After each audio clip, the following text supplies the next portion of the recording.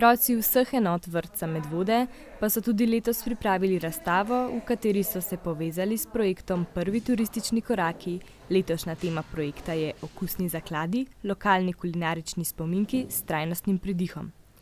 V pripravi je tudi knjiga, ki bo združevala recepte za okusne jedi ter zgodbe družin.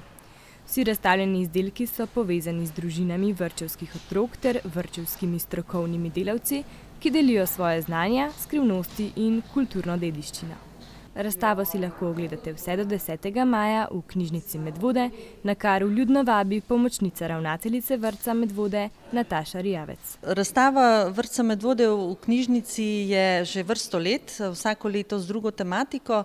V letošnjem letu bomo predstavili Prvi turistični koraki, ki je pod naslovom Kulinarika.